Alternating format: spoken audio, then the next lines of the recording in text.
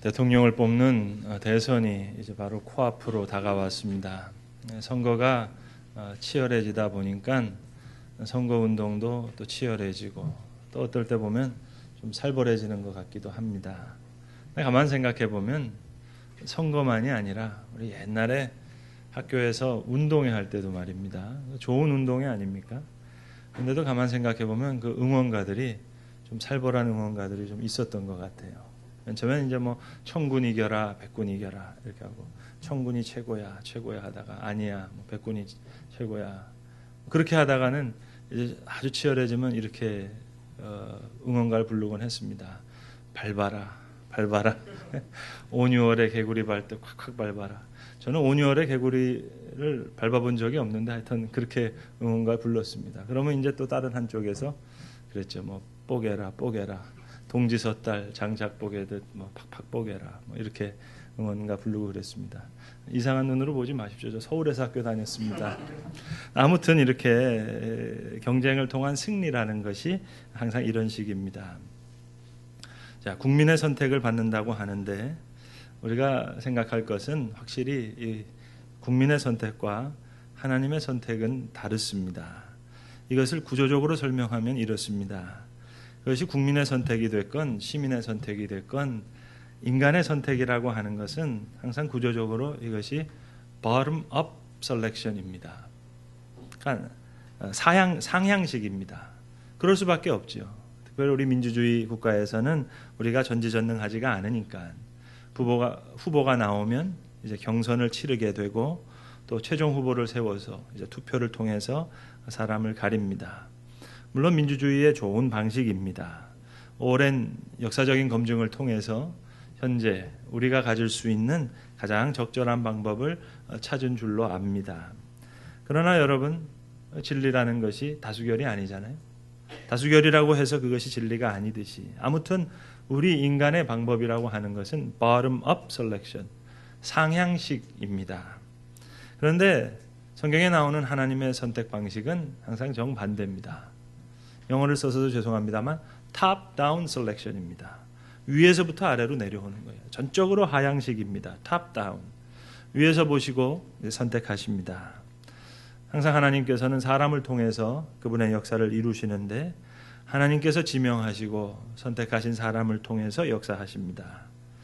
그리고 또한 하나님의 역사에는 항상 양면이 있습니다. 이걸 잊지 마셔야 됩니다. 하나님은 좋은 사람을 쓰셔서 선한 일을 이루시기도 하시고 또 악한 사람을 선택하셔서 악한 일을 감당하도록 하시기도 하십니다. 그러니까 하나님은 아브라함과 모세와 다윗과 같은 선한 하나님의 사람을 세우셔서 주의 역사를 이루시기도 하지만 저 애굽의 바로 왕 같은 사람, 저 바벨론의 느부갓네살 왕 같은 악한 왕을 사용하셔서 사랑하는 하나님의 백성들인 이스라엘과 또 예루살렘을 바로 세우시기도 합니다.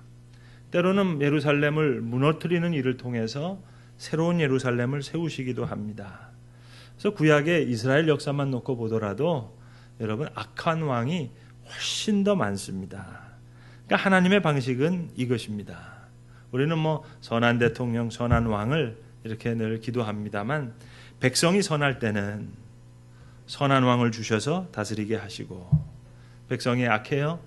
하나님의 규례를 멀리 떠났어요. 그때는 악한 왕을 세우셔서 이스라엘 백성들, 하나님의 백성을 다스리게 하셨습니다. 고로 우리가 뭐 선한 왕이다, 악한 왕이다 그게 중요한 것이 아니고요.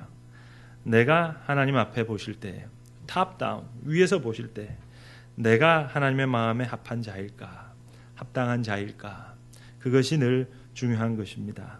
아무튼 하나님 편에서 사울 왕이건 다윗 왕이건 선한 왕이건 악한 왕이건 하나님의 방식은 탑 다운 셀렉션입니다. 위에서 보시고 선택하시는 거예요. bottom up이 아닙니다. 출마하는 것이 아니에요. 하나님께서 지명하시고 선택하십니다. 여기에 하나님의 역사가 계시되어 있습니다. 오늘 본문의 말씀은 사도 바울이 비시디아 안디옥이라고 하는 지역에 갔을 때 이제 안식일이 되어서 회당에 들어갔습니다. 바울은 랍비 교육을 받은 사람이기 때문에 이제 회당장이 성경을 읽고 여기에 대한 하나님의 말씀을 전할 사람을 이제 찾고 있을 때 이제 바울이 설교를 하게 됩니다. 그리고 오늘 우리가 읽은 부분은 바로 그 회당에서 바울이 설교한 그 설교의 가장 첫머리에 해당하는 부분을 우리가 읽었습니다. 바울은 하나님의 역사, 특별히 하나님의 선택의 역사를 이야기하면서 하나님의 왕, 이스라엘의 초대 왕으로 세운 사울 왕을 패하시고 다윗 왕을 선택하셔서 세우셨다는 이야기로 그의 설교를 시작하고 있습니다. 그리고 이어서 예수가 바로 이 다윗의 후손으로 오신 것을 분명히 말씀하고 있습니다. 마태복음 1장 1절에도 보시면 다윗의 자손 예수 그리스도의 계보라. 성경은 그렇게 얘기합니다. 예수님의 별명이 다윗의 자손입니다. 특별히 하나님께서 많은 사람을 선택하셨습니다마는 다윗을 선택하신 데는 무엇보다도 더 중요한 비밀한 하나님의 경륜이 있습니다. 그래서 하나님의 마음에 맞았다는 거죠. 그래서 이 다윗의 이야기로 오늘 바울이 설교를 시작합니다. 그래서 오늘 우리도 다윗을 생각해 보려고 하는 것입니다. 하나님의 마음에 맞는 사람. 여러분 이거 대단한 이야기 아닙니까? 그 수많은 사람이 있는데 하나님의 마음에 가장 합당하게 여겨진 사람. 다윗이야말로 하나님의 마음에 맞았다. 실로 엄청난 이야기가 아닐 수 없습니다. 사무엘상에 보시면 하나님께서 사무엘 선지자에게 명령하십니다. 너는 뿔에다 기름을 넣어가지고 저 베들레헴에 사는 이새라고 하는 집에 가서 그들의 그 집안에 있는 아들 중에 하나를 택해서 기름을 부어 나를 위해 이스라엘의 왕으로 삼으라. 그런 명령을 들었습니다. 자, 그렇게 해서 사무엘 선지자가 이새의 집에 갔는데 7 아들을 다 봤는데 거기에 하나님이 원하시는 사람이 없었습니다. 자, 이게 아들 다냐 묻지요. 그때 이새가 아직 말째가 남았는데 지금 양을 치고 있습니다. 막내 아들 하나 있긴 한데 별로 신통치 못 삽니다. 바로 그 말째가 하나님께서 선택하신 다윗이었습니다. 그러니 정말이지 내세울 풍채라고는 없는 사람 아니겠습니까? 외모가 준수하지 않았습니다. 거기에 비해 사울 왕은 외모가 출중한 사람이었습니다. 성경에 기록하기를 그의 외모가 준수할 뿐만 아니라 이스라엘 모든 사람에게 흠모함을 받았고 다른 사람보다 머리가 더 하나 있을 만큼 훤칠한 사람이었다고 성경은 분명히 기록합니다. 그러나 오늘 성경에 보시는 대로 하나님께서는 이 사울 왕을 패하시고 다윗을 하나님의 마음에 맞는 사람으로 세우셨다. 그리고 심지어 예수 그리스도의 조상이 되게 하셨다. 분명히 말씀하는 것입니다. 하나님 마음에 맞았다. 여러분 이게 무슨 말씀일까요? 하나님의 그 마음, 하나님이 원래 품으셨던 그 뜻, 그 생각에 부합됐다는 말입니다. 하나님께서 인간을 지으셨는데 그 만드신 목적에 가장 합당하게 행동한 사람, 가장 맞는 사람이 그 다윗이었다는 겁니다. 저희는 요즘에 이제 우리 예배 시간에 우리 교동문을 이렇게 읽습니다만 제가 학생 때만 하더라도 교회에서 예배 시간에 그 웨스트민스터 요리 문답을 이렇게 함께 교독했습니다. 그래서 목사님이 질문을 하면 주보를 보고 모든 이제 성도들이 함께 답을 하고 했는데 그 웨스트민스터 요리 문답의 첫 번째 문답이 이것입니다. 첫 번째 목사님이 묻는 질문이 이거세요. 인간의 제일 되는 목적이 무엇입니까? 이렇게 물으면 모든 성도들이 그 대답을 합니다. 웨스트민스터 요리 문답의 첫 번째 대답이 이거예요.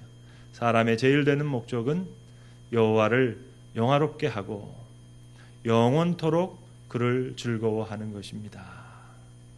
그러니까 오늘도 하나님께서는 하나님을 즐거워하는 예배자를 찾으시는 겁니다.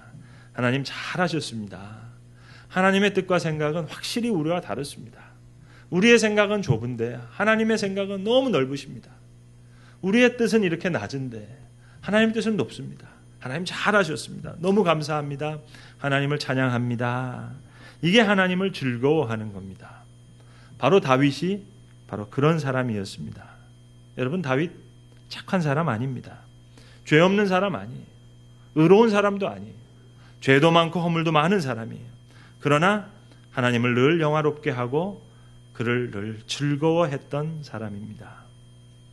구약 성경에 보시면 사무엘 상하 이 두 권 전체의 내용이 다윗에 대한 내용으로 꽉 차 있습니다.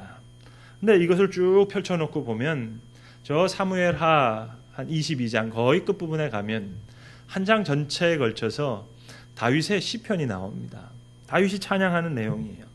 그러니까 그 장면은 지금 다윗이 그의 인생 전반을 지금 돌아보면서 하나님께 기도하고 찬양을 올려드리는, 어찌 보면 다윗의 생에 있어서 가장 결론적인 시편과 같은 그런 시편입니다.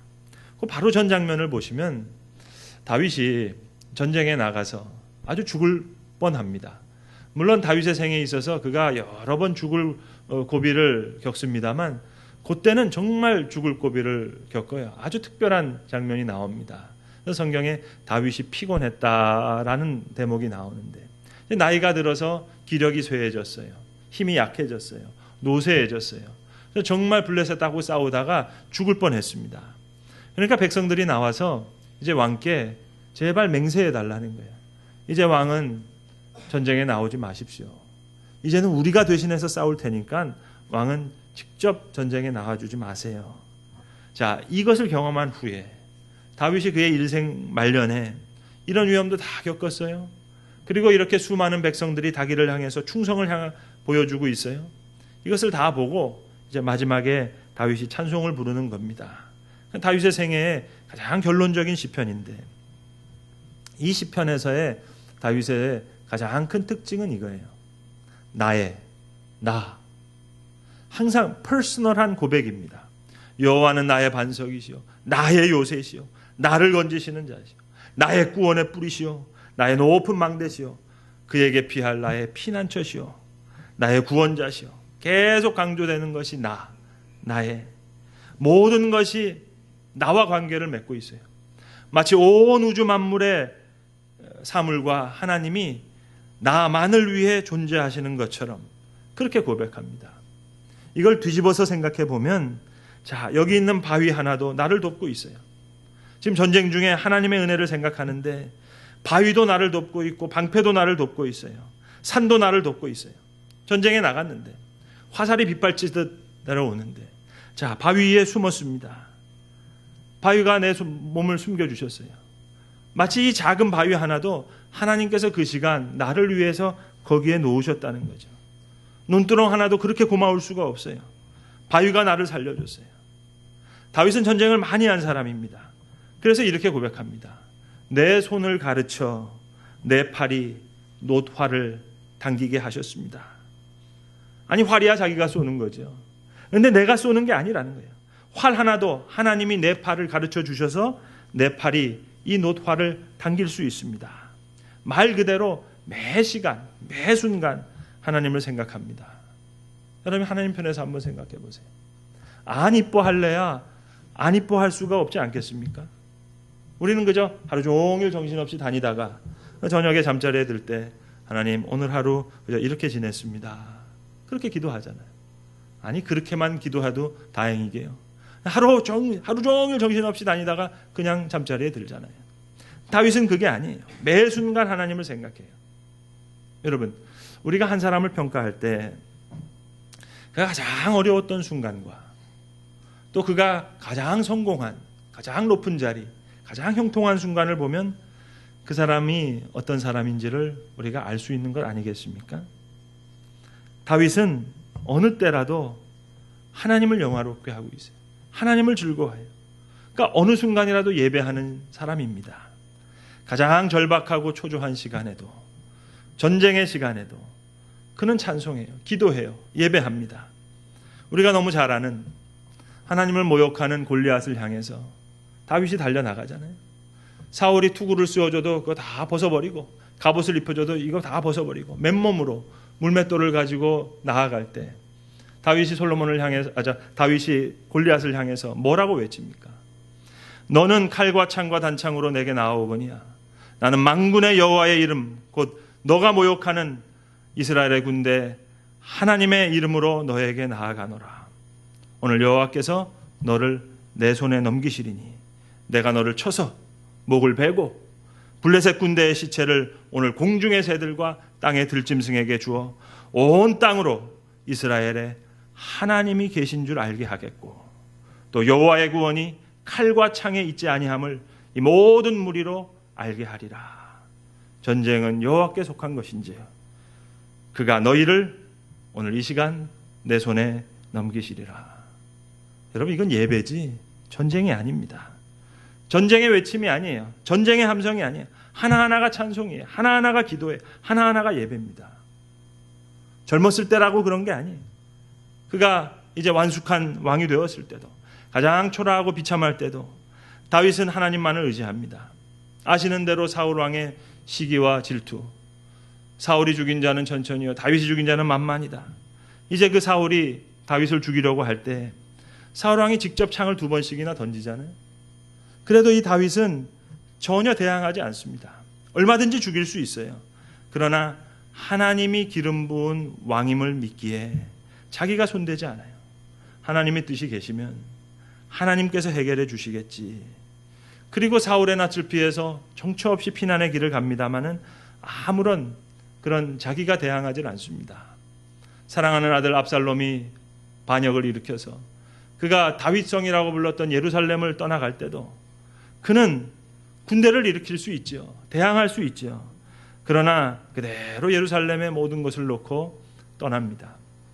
하나님께서 나를 긍휼히 여겨서 나로 돌아오게 하시면 내가 다시 돌아오겠거니와 그렇지 않으면 내가 영영 다윗성 이 성을 그리워하리라 하면서 모든 것을 맡기면서 떠나요. 심지어는 압살롬의 반란 때 예루살렘을 떠날 때 시므이라고 하는 아주 못된 사람이 나와서 아주 티끌을 날리면서 마치 개에게 대하듯이 돌을 던지면서 저주합니다. 당시에 다윗의 옆에는 많은 장군들이 있어요. 많은 장군들이 나가서 저 사람의 목을 내가 당장 베버리겠습니다 할 때도 다윗은 그렇지 않습니다. 하나님께서 저 시므이로 하여금 오늘 나를 저주하라 하시기로 저가 나에게 저주하는 것 아니겠느냐. 그대로 두게 합니다. 다윗의 입장에서는 이게 사울 왕의 시기가 아니에요. 이게 압살롬의 반란이 아니에요. 저 못돼 먹은 시므이의 저주가 아니에요. 모든 것을 하나님과 나와의 관계에서 하나님의 큰 경륜과 섭리와 지혜 속에 있어지는 일로 다 받아들입니다. 그리고 하나님만을 의지해요. 여러분 어려운 순간만이 아니에요. 다윗이 가장 형통하고 가장 성공했던 순간에도 그는 하나님을 잊지 않았습니다. 사무엘 상하를 쭉 펼쳐놓으시고 다윗의 삶을 이렇게 그래프로 그리신다면 가장 절점, 가장 다윗의 생애의 정점, 최고점이 올라간 지점이 사무엘하 7장일 겁니다. 그가 그 바로 6장에 보시면 큰 영화를 누립니다. 그 옆에 나라인 두로왕 히람이 백향목을 보내고 석수를 보내고 목수를 보내서 궁정을 지어주는 거예요. 여러분 이스라엘 사람들이 궁정을 짓는 게 아니라 옆에 나라 사람이 백향목과 석수와 목수를 다 보내서 궁정을 지어줘요. 적어도 권세가 있으려면 이 정도 있어야 되지 않겠어요?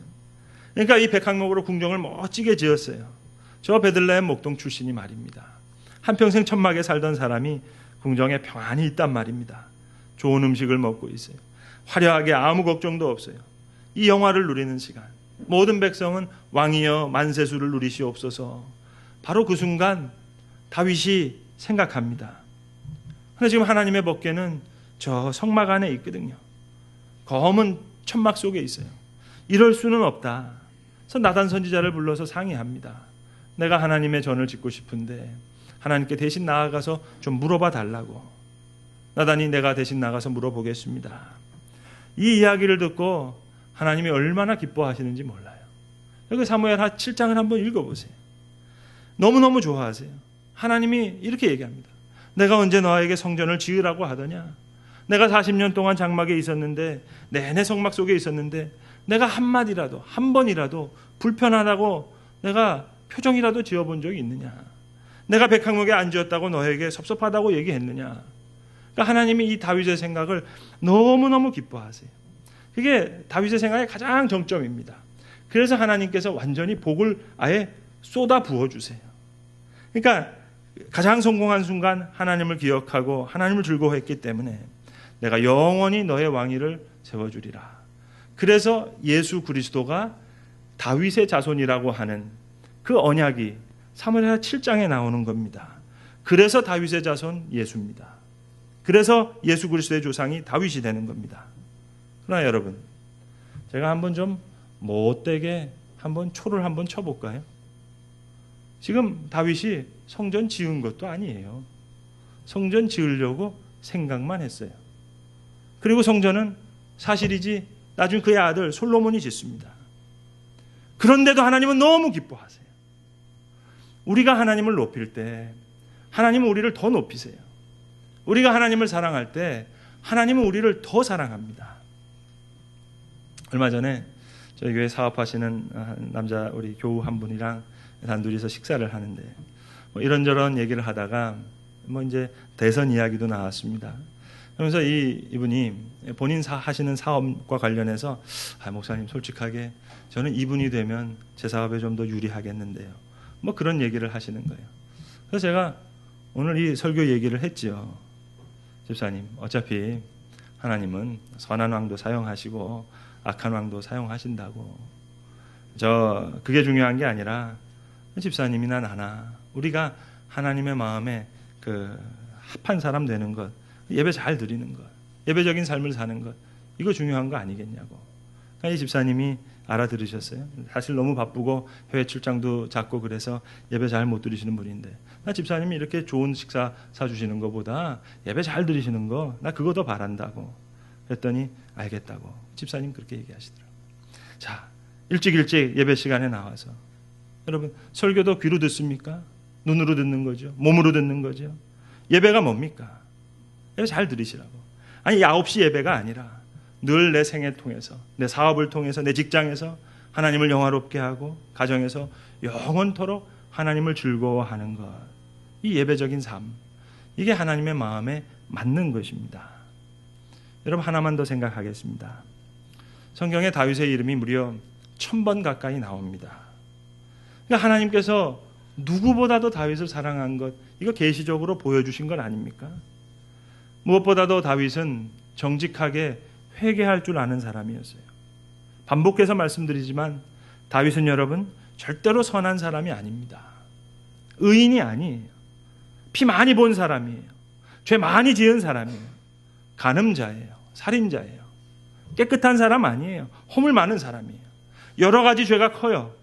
그러나 그는 정직하게 회개한 사람이었습니다.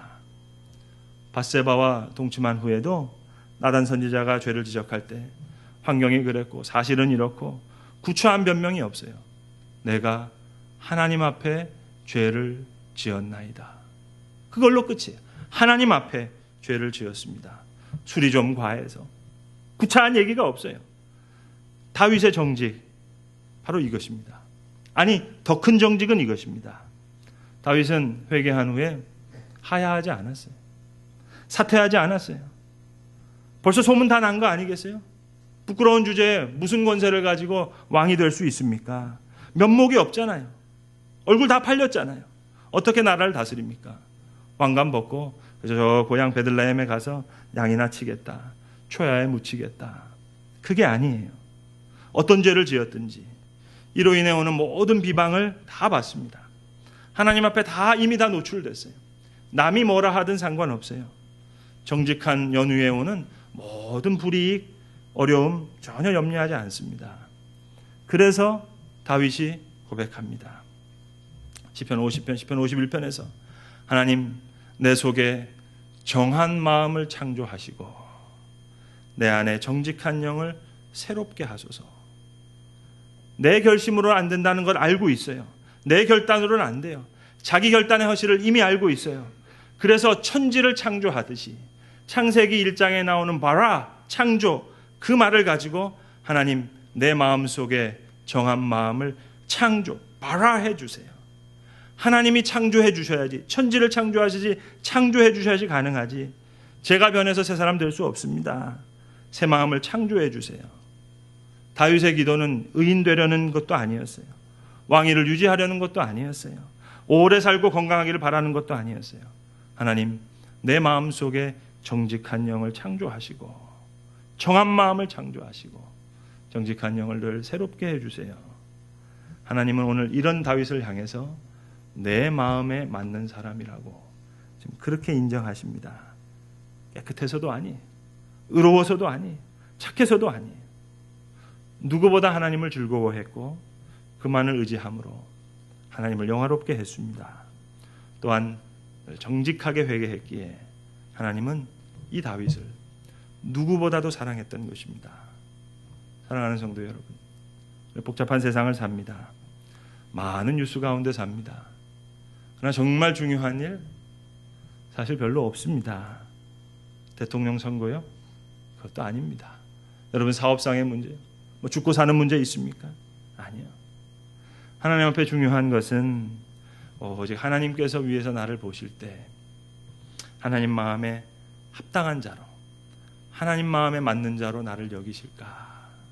그것만을 소중히 여기며 우리의 믿음을 아름답게 가꾸어 나가야 할 것입니다. 기도하겠습니다. 아버지 하나님, 오늘도 우리는 복잡한 세상 가운데 또 많은 사건과 뉴스 속에 살아갑니다만 오늘도 예배하는 자리에 우리가 서게 하심을 감사합니다. 주께서 우리를 이미 사랑하셨습니다. 많은 죄악과 휘청거림과 허물 가운데서 이미 사랑하셨습니다.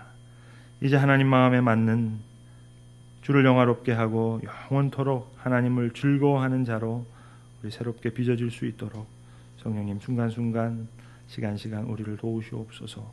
예수 그리스도의 이름으로 기도합니다. 아멘.